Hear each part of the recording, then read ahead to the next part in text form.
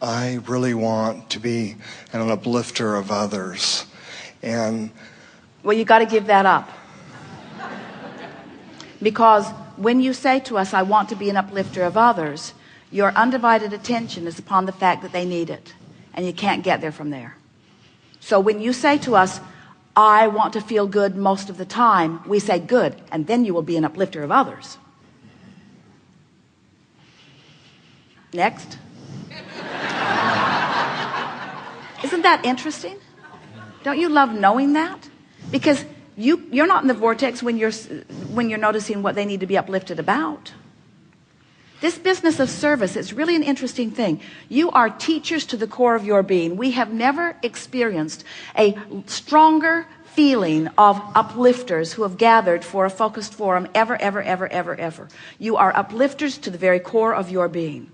We are wanting to say to you that what you are reaching for is alignment, so that you then have the energy and the connection to the source of that which uplifts. But you got to understand, source energy has all of that going on. We hold all of that energy as well.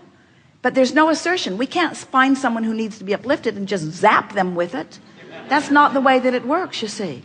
All we can do is maintain the vibration of it as consistently as we can, until those who really want it find vibrational alignment with it.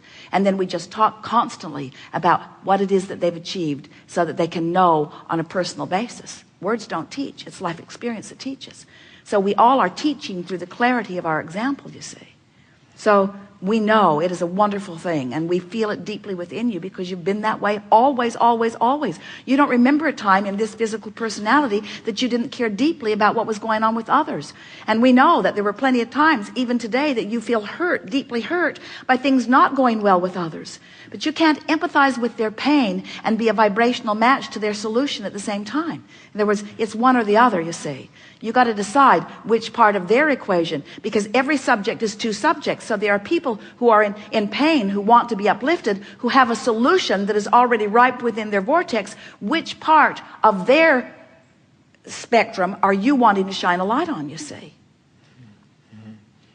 Because you can't look at both ends of their stick at the same time.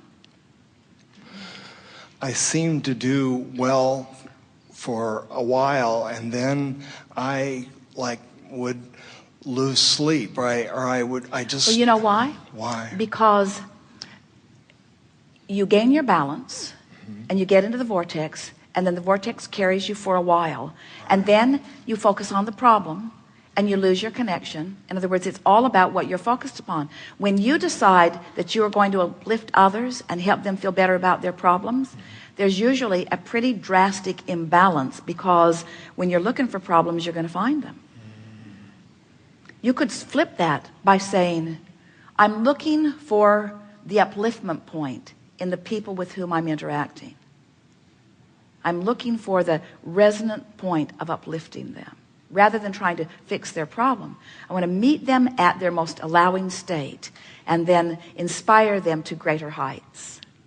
But we have to say to you, and a lot of times uplifters, people who are really service-oriented, they don't like hearing this next thing from us. They accuse us of teaching selfishness.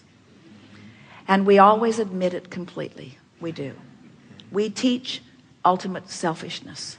We want you to be so selfish that you insist on aligning with your true self.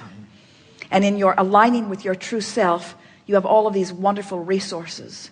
Their inner being, your inner being, all vibrating right there, which makes it more likely for them to touch it and find it and feel it and know it if they are in the vicinity.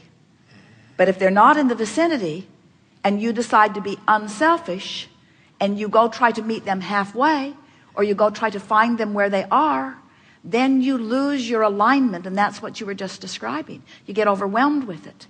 Your desire is still strong. You're just not a match to your desire in that place.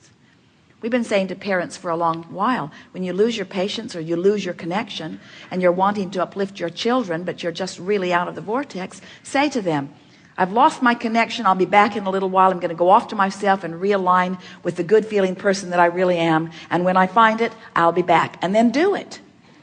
And your children will witness the disconnected you who left the room and the reconnected you who resumed. And that's the best thing in the world that you can give to anyone, as an example of how wonderful you feel in alignment as compared to how not wonderful you feel when you're out of alignment. That's what you're teaching. That's the only thing you've got to teach. You can't garner enough wellness or money. You can't gather enough alignment to then project it to anyone. All you can do is gather it and display the gathering of it and explain how you gathered it and how you maintain it and how good it feels. That's all you can do, is just be it, be it, be it, be it, be it, be it, be it, be it, be it. And those who are in the vicinity will find it too. That's what upliftment is.